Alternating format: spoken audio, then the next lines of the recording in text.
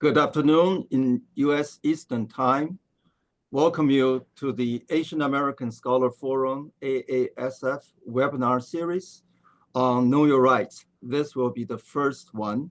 The topic today's webinar is related to immigration law and travel.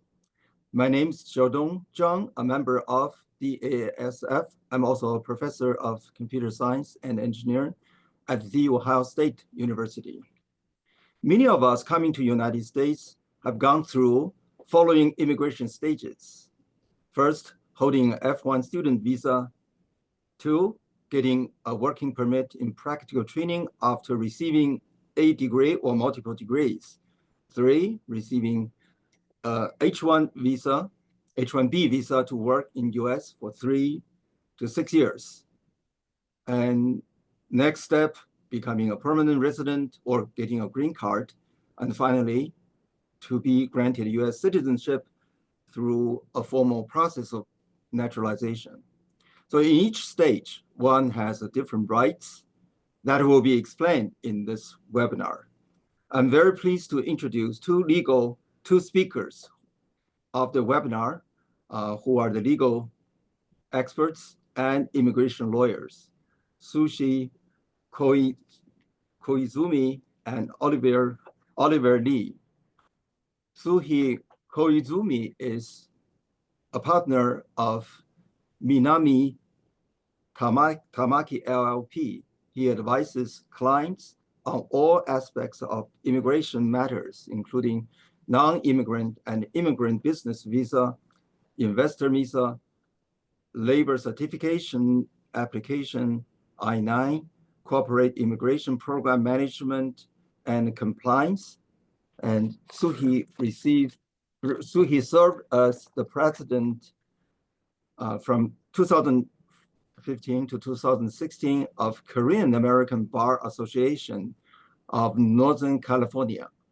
Suhi has been recognized by Super Lawyer Forum from 2019 to 2024 in the Rising Star category from 2010 through 2017, and by Best Lawyers of America from 2020 to 2022. She was also named one of the best lawyers under 40 for 2017 by National Asian Pacific American Bar Association. She has served as a General Counsel for the Asian Business League of San Francisco and a board member of Korean American Chamber of Commerce.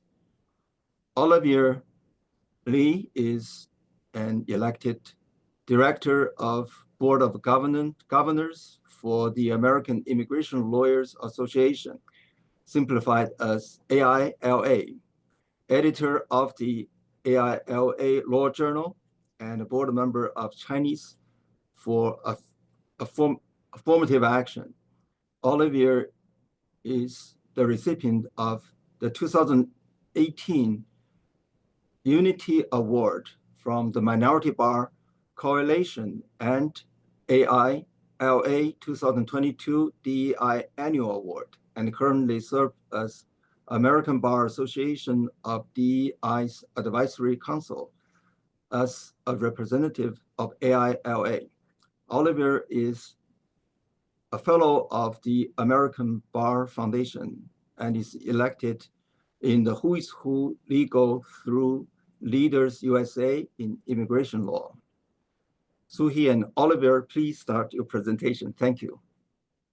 Thank you so much, Professor Zhang, for such a nice introduction. And thank you so much to Asian American Scholars Forum for inviting Suhi and myself to present this Know Your Rights webinar. Can we have the slides presented? Thank you. Let's move on to the next slide. And so we wanted to start off this presentation with this disclaimer in that this presentation is for general purposes only and does not constitute legal advice. advertising, or solicitation. So you should not act or rely on any of the information without first seeking competent legal counsel. Additionally, laws and legal policy can change very quickly, and any information contained within this slide deck is subject to change and development without notice. So please consult with an attorney if you have any specific questions about how these legal matters may apply to you. And we really wanted to emphasize that, especially in this current administration, things are evolving and changing really quickly, especially in the areas that are being tested and challenged in the courts. So with that, I'm going to pass this over to Suhi to talk about the difference between visa and status. Thank you. So when we do the immigration presentations, we'd like to start with the distinction between visa and status, because it's often used interchangeably, but there is a clear and very important distinction. So first, the U.S. visa is a sticker that's placed in your passport when you apply for a visa at the U.S. Embassy or Today's consulate. Friday, April 25th. Oh my I'm Gina goodness, I'm so Zucker, bringing sorry. you what's happening in the news. Thousands. I sincerely apologize. My window just started playing something. So the U.S. visa sticker placed in your passport, and it is obtained when you. Oh, are you not able to hear me? Is this better? Okay.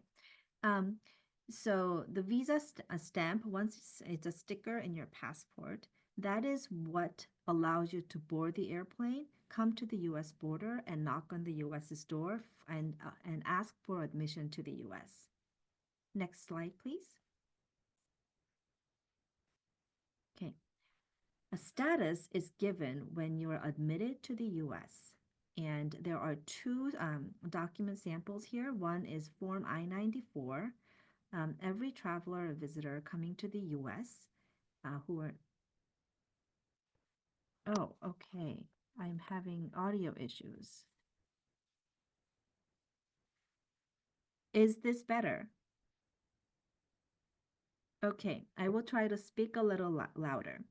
So the I-94 is a document that you're issued, and it's online. Every traveler should go to CBP website and download their document to verify that they were admitted in a correct immigration status, and you're aware of the expiration date, because that is very important.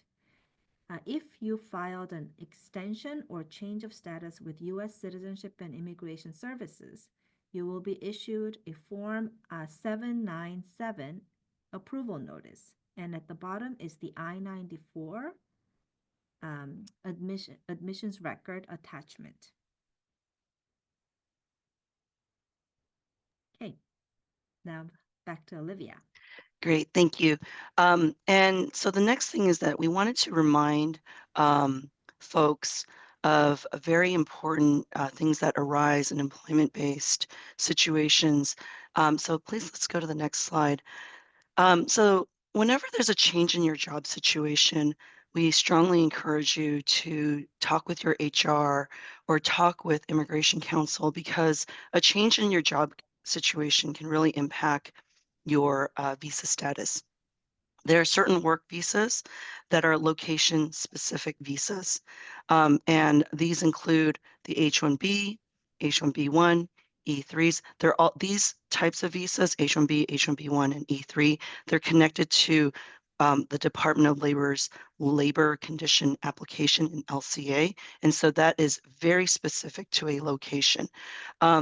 For people on F1 STEM OPT, that is also a location-specific work authorization. And for those in J1, you may also need to consult with your J1 sponsor regarding the change in the job location. I want to emphasize that it's best to contact your HR or the attorney working on your case before these changes happen, because some of these changes, a certain action might have to be taken with the government first before the change should take place, and failure to update the government in certain visa categories could impact your status, including failing to maintain the status. So again, these are location-specific work visas. Those who are in the PERM green card process should also notify when the location changes as well, because PERM is also location specific. Now, since the pandemic started, many people now remote work. They work from home. And so, working from home, if there is a change in your location, even if it is you're in the same city, you're moving from your home, like from one street, and just a couple blocks over, you're going to be moving homes, that is considered a location change. Or, even in another more drastic situation, such as you're in apartment A, and then you're moving across the hall to apartment D. Those are considered changes in location, and we recommend that you speak with your HR and or the immigration attorney that is assisting you in your case. Another change in job situation is job titles and duties. It does impact certain visa categories because visa, again, these are job-specific positions. They may rely on certain occupations. So for example, a job change from like engineer 1 to engineer 2 probably isn't too drastic, but a job change from entry-level engineer to a managing engineer, one who supervises people, has a big budget, supervises a department, that could be considered an occupational change. And so that also is another change in job situation where you should inform the HR or the immigration attorney working on your case. Now, the other job situation that we have on this slide is employment termination, which, in the last few years, we've been seeing a lot of questions come up as we see companies going through layoffs or reductions in force. So for H-1Bs, H-1B1s, E3s, O-1s, and TNs, there is a 60-day grace period from the last day that you work at the company, and you have 60 days grace period in which you're permitted to find another position, another job, or another option might be to change status to another non-immigrant visa classification. For those who have employment termination and are an F1 OPT or STEM OPT, for F1s on the 12-month OPT, you have up to 90 days of unemployment, but note that those unemployment dates are aggregate. So if, let's say, you got your F1 OPT, but you weren't able to find a job for 30 days. So you've accrued 30 days of unemployment there. Then you find a job, and then you were terminated from that job. Since you've already accrued 30 days from at the beginning of the OPT, then at the end of the OPT, you'd only have 60 days. For those on F1 STEM OPT, you get up to 150 days of unemployment, again, in the aggregate. For STEM OPTs, you do have the requirement to report to your DSO within 5 business days of the employment termination. For those who are in CPT, F1 CPT curricular practical training, I'd recommend that you speak with your DSO immediately when the employment change happens, because CPTs usually operate under an agreement between the employer and the school. There has been this question of what happens if someone has a garden leave or severance payment period. When does the 60 days unemployment, when does the 60 days grace period begin? Does it begin on the last day that the person worked, or does it begin on the last day of the severance period? So the law is actually gray here, and I would recommend working with your immigration attorney to strategize because it could mean like the documentation that your employer gives you. There could be documentation that shows that you're still quote unquote employed throughout the severance period, or the documentation might show that no, you're an employee only through the day that you worked, and then really that's 60 days. I mean, really the garden leave or the severance period is seen as a actual severance and that you're not working. So it's the law here is gray, and U.S. immigration has conflicting information on this. It's also not clear in the F1 context when unemployment begins. Is it the last day that the person works, or is it the last day of the severance period? So we've had large clients that have gone through layoffs and rifts. And when we recommend our clients on F1 to talk with their DSOs, and we have found that DSOs will differ in terms of how they interpret this, even with the same company, with the same severance garden leave period for the same layoff. So it really depends. And then with travel, note that if you depart the US, you don't get another 60 days when you come back. The 60 days, it's either 60 days while you're here as a grace period, and if you depart before that time, you don't get the remainder of those 60 days. All right. And then the next slide.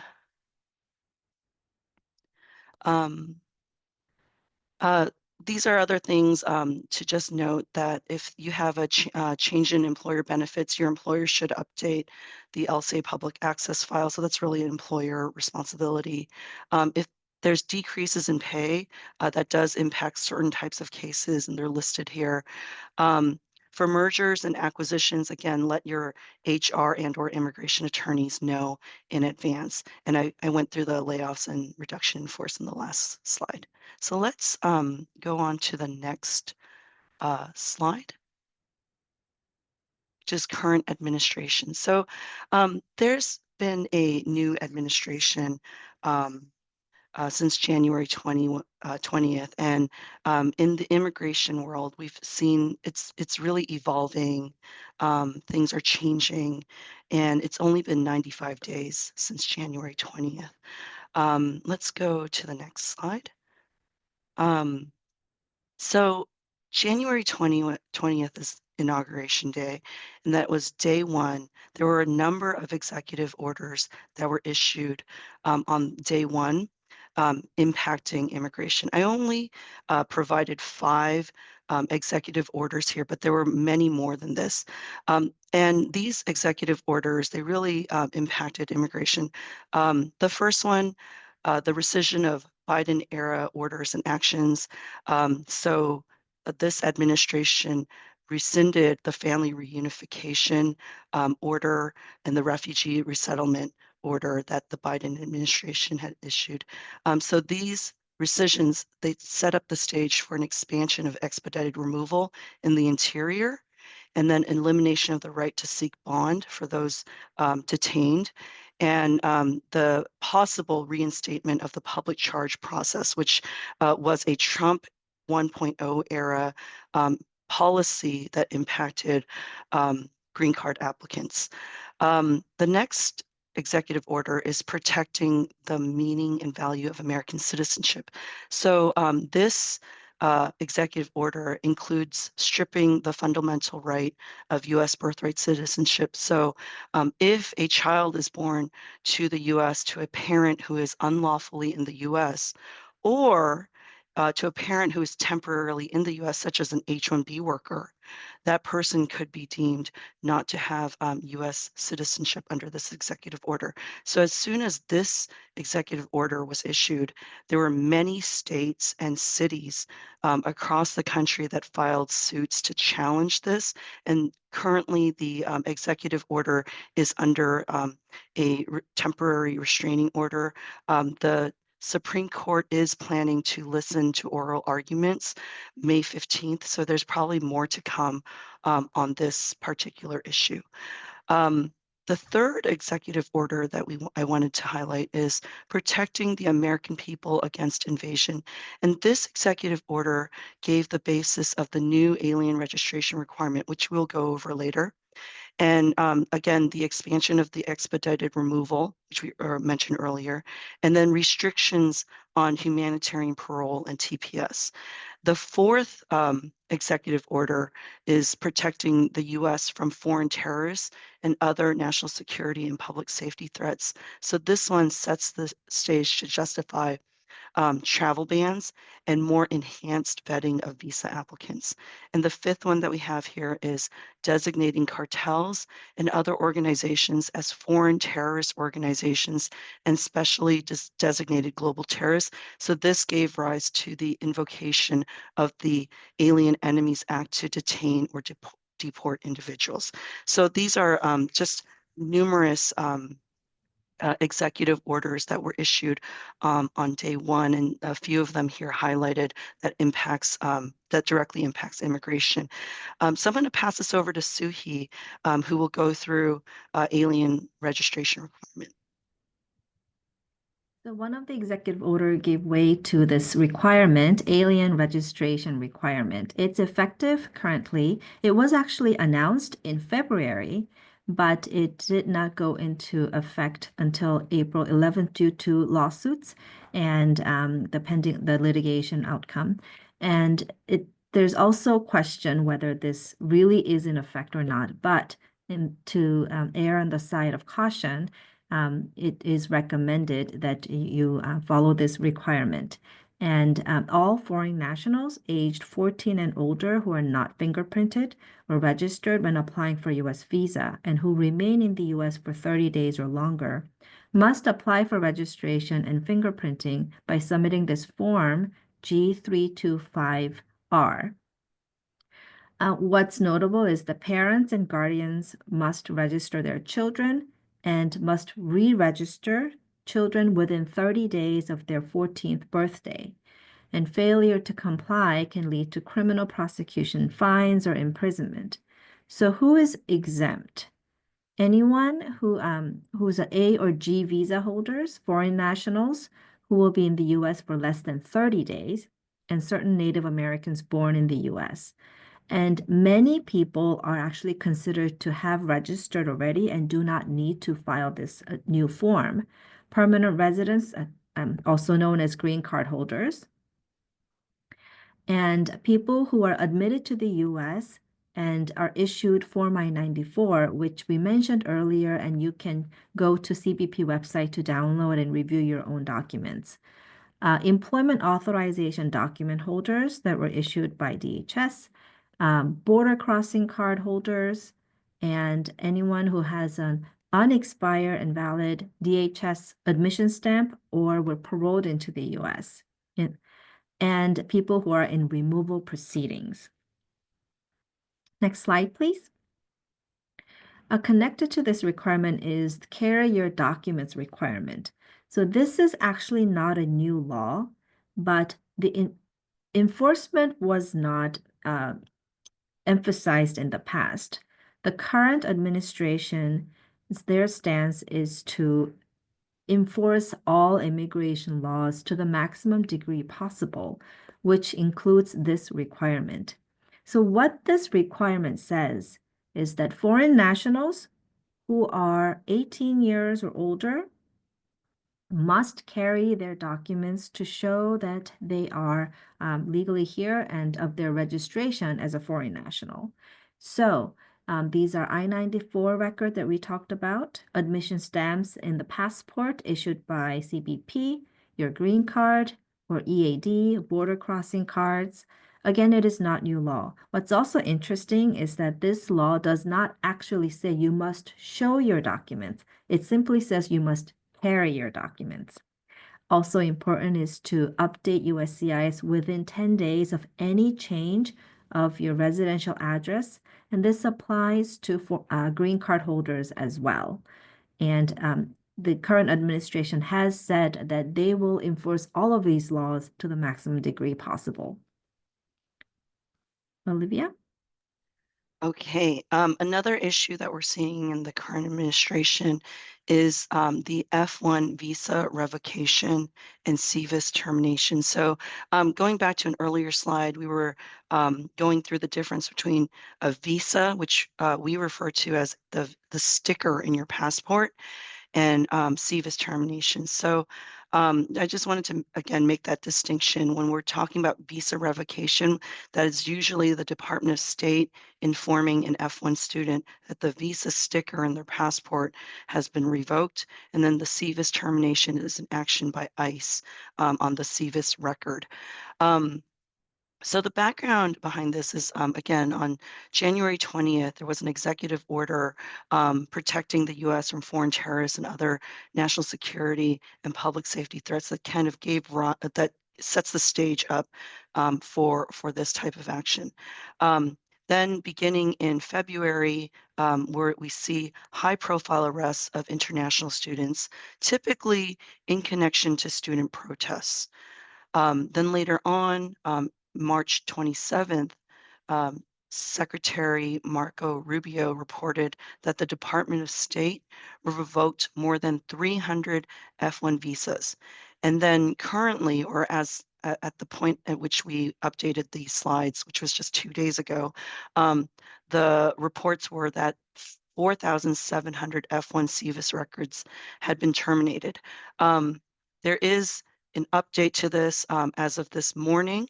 The Department of Justice in a federal court case has announced that they've begun reinstating these CVIS records. So we are hearing from students beginning yesterday, actually, that the CVIS records have been restored. In terms of the reasons for the CVIS terminations, they were typically varied reasons, including law enforcement encounters such as arrests, which may not have necessarily led to a conviction. We were also seeing citations, criminal charges or convictions, and in very rare instances, we also saw people with no prior law enforcement encounter, and perhaps it was a name issue.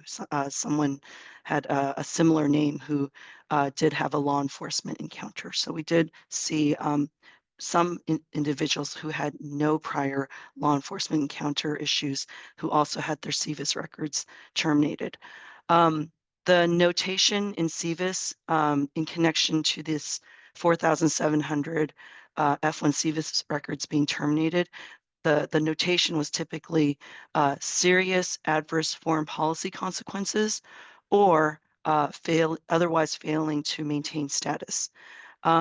So, with this, we have a tip that if you are a non-citizen, so regardless of being F1, if you're a non-citizen, H-1B, green card holder, so forth, and you've had a law enforcement encounter, we recommend that you speak with an immigration attorney. We have also been seeing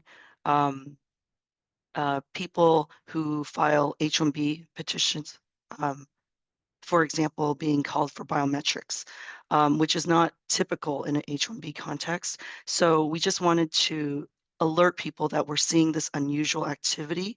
And if there's any prior law enforcement encounter that you've had, make sure to speak with an immigration attorney.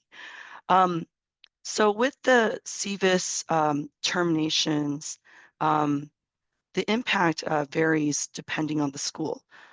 Some schools allowed the student to continue going to school, to continue going to their classes, while other schools said the student cannot continue going to school.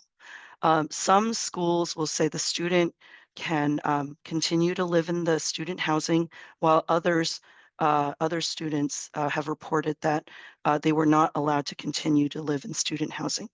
One thing we did see that was consistent among those with OPT and had their CVIS records terminated, the DSOs all said that they could not continue to work until the CVIS record was restored. So again, there's two issues that we mentioned earlier. The Department of State revocation of the visa, that's the visa sticker. This sticker impacts a person's ability to enter. It does not impact status or require immediate departure from the US. And the other thing that we wanted to note is that the student may not be notified immediately that the Department of State has revoked their visa. The second issue is the ICE termination of the SEVIS record. So SEVIS is the government database for tracking international students in the US. And like the visa issue, the students may not be notified immediately that their SEVIS record has been terminated. And we mentioned this earlier, that the DSOs typically note as serious adverse foreign policy consequences and otherwise failing to maintain status. And the like we mentioned earlier, the consequence of the SEVIS record termination is that there's a loss of work authorization, potentially ability to attend class and travel and re-enter the US because the person is no longer in SEVIS, which is checked, which CBP checks when you try to re-enter the US on the F1. Okay, and I'm going to pass this over to Suhi. Thank you. So we wanted to give you a bit of update about federal litigation in connection to the SEVIS termination. So there are mainly two tracks of federal litigation. The first track is those students, F1 status holders who are impacted due to student protest and First Amendment's free speech rights. We're not covering those today. The second track is the the F1 students and status holders who are impacted for reasons other than free speech.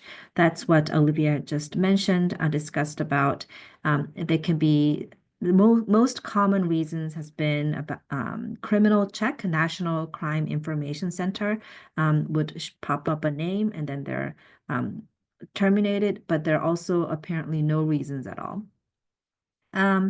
So some major developments on April 9th, 2025, the first case with the temporary restraining order was granted in New Hampshire. And subsequently, there have been numerous cases filed in multiple jurisdictions across the country, and most of the TROs have been granted. There have been some reports of denial, but those are in the minority. And on April 14th, what's really interesting is that in one of the TRO requests, the federal government responded saying, terminating a record in SEVIS does not terminate an individual's non-immigrant status in the US. They're saying that SEVIS is merely a database. It does not control one's immigration status. There, prior to that statement, there have been some concerns that SEVIS termination may result in a person starting to accrue what's known as unlawful status, or whether it's a status violation. So this, the government statement does help support the argument that they do not start accruing unlawful presence. TRO is temporary, so it does mean that it's only effective until further hearings. And since this issue has become known, many litigations have been filed. So judges across the country are also talking about consolidating the case. However, with the breaking news of this morning where ICE on its own accord is starting to restore the SEVIS records, this particular litigation may not be, moving forward. But what is important to keep in mind is that federal litigation is an important and viable tool for Department of Homeland Security and government agencies' actions that are actually that don't have much legal basis, and that may impinge on people's rights. So when and if you're considering federal litigation, it's important to keep in mind that you are speaking with attorneys who are competent in the area of the law. In this case, it would be the immigration law, and not just immigration law, because there are many competent and qualified immigration lawyers, but they're also competent in federal litigation. It's a very specialized area within immigration law. And when you file a complaint with the federal court, it's important to use pseudonyms so your identity is just not out there in the public, because federal litigation becomes part of the public record. So a lot of the attorneys would either file cases with client's name using initials or using John Doe. Olivia? Great. And thank you so much, Suhi, for that update. Another question that we hear a lot with this new administration is in connection to travel. And the question that we get regularly is there a new travel ban? And as of today, the US government has not announced entry restrictions such as a travel ban like in the first Trump administration. But there is anticipation that a travel ban might be issued. On March 14th, the New York Times published a draft list of countries as part of a new travel ban, and these are listed here in this presentation slide. There are 3 categories. The red list, which is all travel is banned, and there's 11 countries listed here. The yellow list, which is visas are restricted, and there's 10 countries listed here. And then the 60 days to review concerns list, and there's that's the green list. And so there's 22 countries that are listed here. At this time, there's no new travel ban again, but anyone who is from one of these countries that are listed should probably take precautions and be prepared for sudden changes in travel conditions. And regardless of whether there is a travel ban, all travelers should be prepared for enhanced screening at the airport or port of entry. Now over to Suhi. Thank you. One of the common questions we receive is, I have a valid visa. And I need to travel internationally, or I need to come to the US. Should I cancel my trip? And there isn't a clear answer, but what we tell people is that all foreign nationals should plan carefully and prepare for possible sudden changes in travel conditions.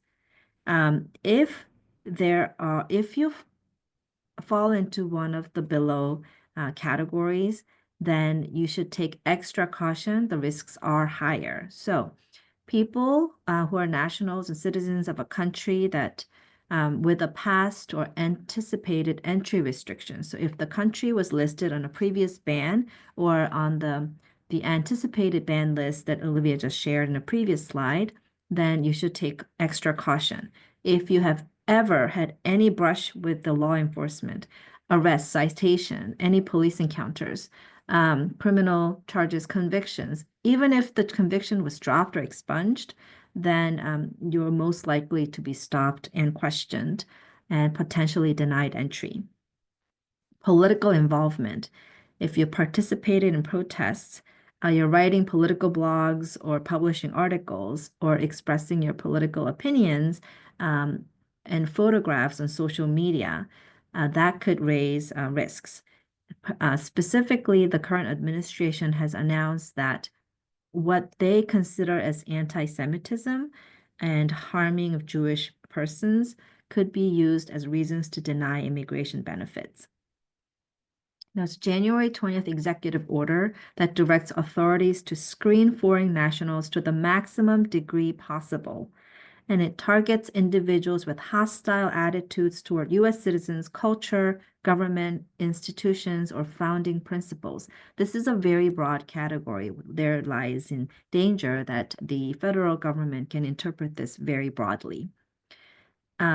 If you're not a national of a previously or anticipated banned country, and you have a valid U.S. visa and other required travel documents, and you don't have any criminal records, your social media and online profile are neutral, your risks associated with international travel are fairly low.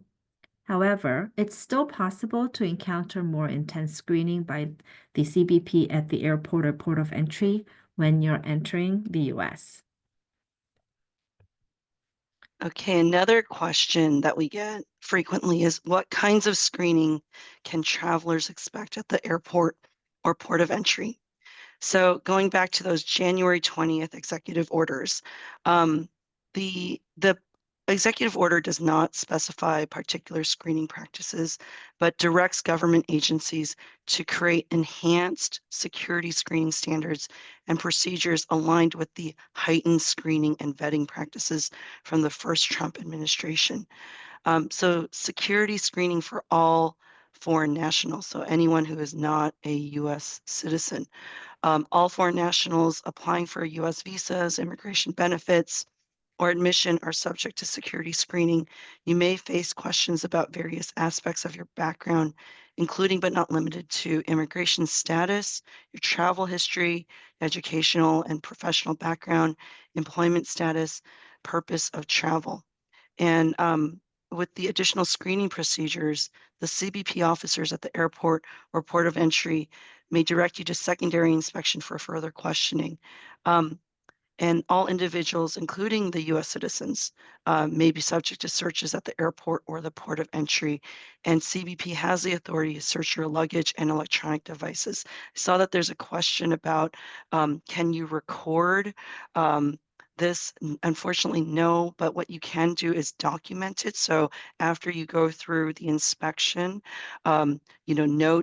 take notes of what happened, the questions that were asked, the duration of time, the CBP officer that was inspecting you. So you cannot record, but you can document it immediately after the inspection. So the question then leads to, what should I do if I'm sent to secondary inspection or detained at the port of entry or the airport? First, it's really difficult, we understand, but stay calm and be patient. It's impossible to know how long the secondary inspection will take. And remember that you cannot use your phone in the secondary inspection. So if you, but you can request to make a phone call to contact someone outside, but you may not be allowed to use your own phone. So it's important to remember and memorize that phone number or have it written down, because they may, if they allow you to make a phone call, they may let you use their phone instead. If you are asked any questions, answer truthfully. But if you do not understand the question, ask for clarification. Do not answer questions you do not understand. And do not provide false information. Omitting or misrepresenting information can result in a denial of entry, removal from the U.S., and a future bar to entry, or even criminal penalties. Important things to remember. Foreign nationals, including permanent residents, aka green card holders, do not have the right to an attorney during questioning related to immigration status. And attorneys may not be allowed to enter the inspection area or contact you. U.S. citizens, however, have the right to an attorney and should not be denied entry. And attorneys may be able to contact CBP or congressional liaison or others to expedite your release, but results are not guaranteed. You may be allowed one phone call if you request, and to inform your family, friend, or attorney that you're in a secondary inspection. But lengthy calls are not allowed. And if your phone call request is denied, remain calm and request to speak with a supervisor. And we recommend that you have an emergency contact person in the U.S. who can contact the immigration attorneys or others for help. If you're refused admission to the U.S., and if you're a foreign national with a valid visa or traveling under the visa waiver program, inform the CBP officer that you wish to voluntarily withdraw your application for admission. This can be especially helpful if you are going through the immigration process at the pre-clearance inspection sites. There's one in Dublin and various airports in Canada, and I think there is one in Bermuda. The CBP officer then this can help avoid expedited removal. And expedited removal means that you could be considered, you could have a bar to admission in the future. Permanent residents, green card holders, should not surrender their green cards. CBP can pressure you to sign what's called Form I-407, which means that you're voluntarily abandoning your green card status. Even if you're pressured, do not sign that form. Permanent residents have the right to a hearing before an immigration judge, so they cannot deny you without you're voluntarily abandoning your your green card status. Okay, another question is, what should I know about electronic device searches? So the CBP has the authority to search electronic devices of anyone entering the US without a warrant or reasonable suspicion. So this applies to anyone, US citizens, green card holders, and people on visas or trying to enter as a visitor. The consequence of refusal: if you refuse to provide access, CBP can seize your device. And from anecdotal tales, we've heard people having their devices seized for up to 2 weeks, and they can deny entry to a foreign national. Where searches can happen. The searches may take place at airports, seaports, land border crossings, and pre-clearance locations that Suhi referenced earlier. And these searches can occur without a warrant or reasonable suspicion. Next slide. So what are some tips when traveling into the US with electronic devices? Traveling light, backing up your data before you travel, securing your passwords. So some people, recommending disabling the biometrics unlocking, and knowing your rights. So you are not required to share your password with CBP, but refusing to do so could lead to their actually seizing your device, regardless of citizenship. You could be a US citizen, and this applies to you as well. And if you're a foreign national, they could deny entry. US citizens can refuse to answer questions beyond their identity and travel details. Green card holders cannot be denied entry, but may face additional scrutiny and delay.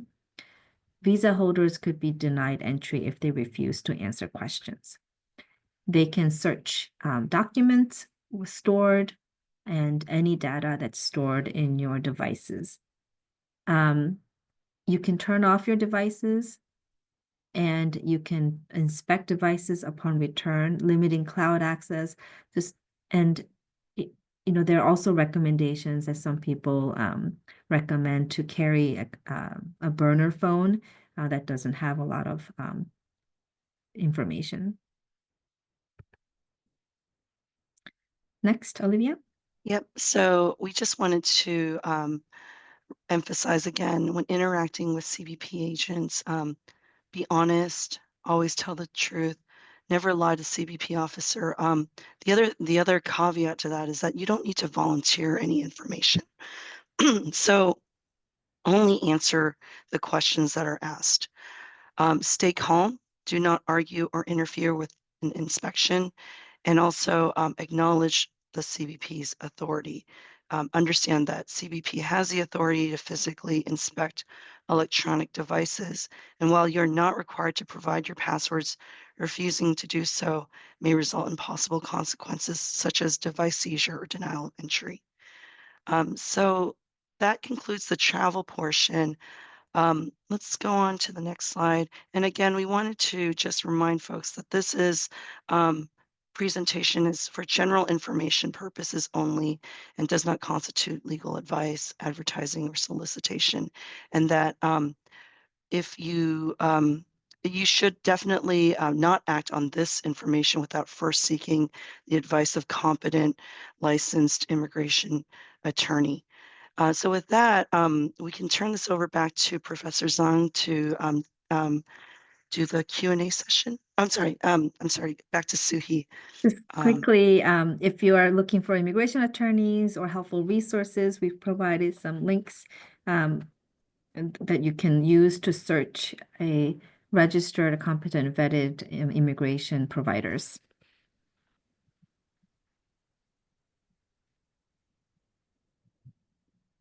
Okay. And here are some of the resources that we've developed for foreign nationals and interested immigrants. The alien registration requirement and travel FAQs, electronic device searches, and know your rights.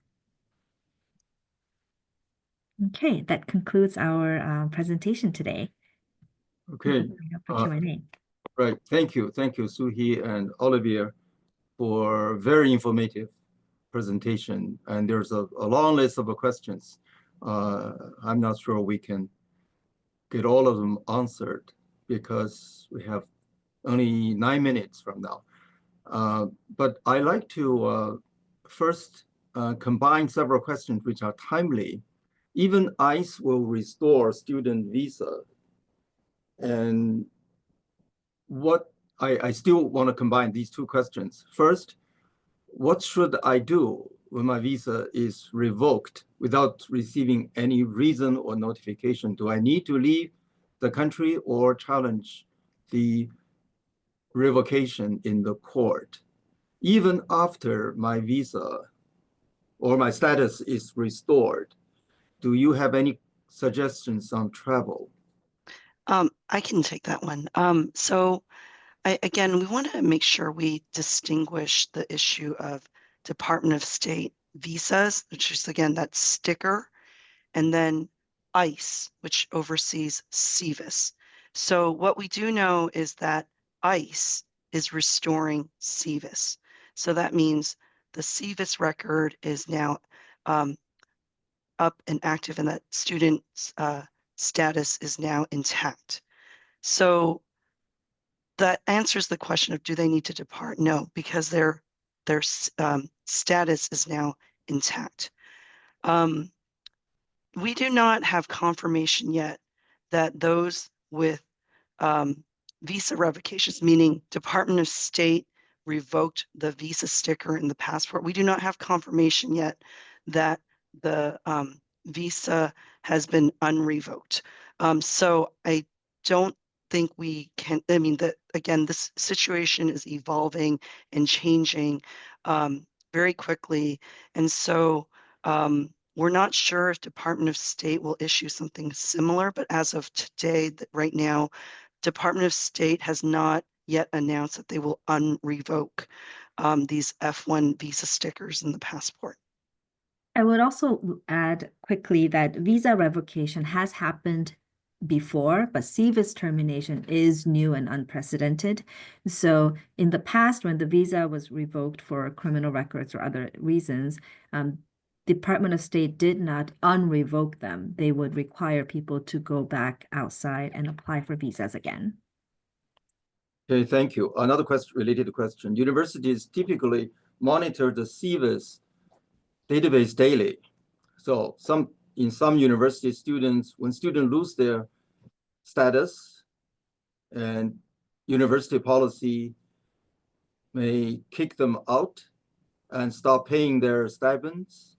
Some of them would not have sufficient financial means to pay lawyers. The question is, are there any pro bono legal help available? If there are, how do students find them? Yeah, in one of the slides listing the immigration resources, there you can search the immigration nonprofit organizations by zip code or by your location. Okay. Another question is actually on the chat related to global entrant. Do you want to say a few words about the global entrant under the current environment? Any impact on global entrant? We are not hearing from our clients that there has been any changes in their use of global entry.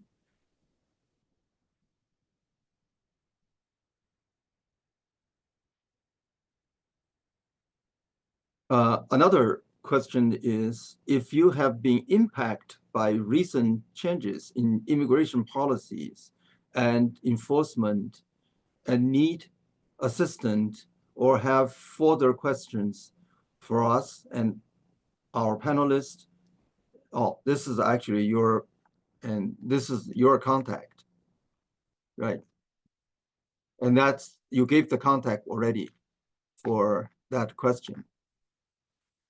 And the other one is, somebody asked a question in the early time, and if the person has some changes from engineering work to partially on the administration work, does the person need to change the permanent labor certification? So with this question, it would be best to confer with HR and the immigration attorney to strategize whether or not there needs to be a new perm created. If there's a significant job change, then one might need to redo the perm or have a new perm. But if they're just minor changes, or if there are promotions within the same occupational classification, and like I said earlier, the engineer 1 to engineer 2, those are, typical within the occupation and may not require. So again, I just want to go back to speak with your HR and speak with the immigration attorney to strategize. Okay, another question related to green card holder. Is the speeding ticket, traffic ticket, considered a citation for green card holder?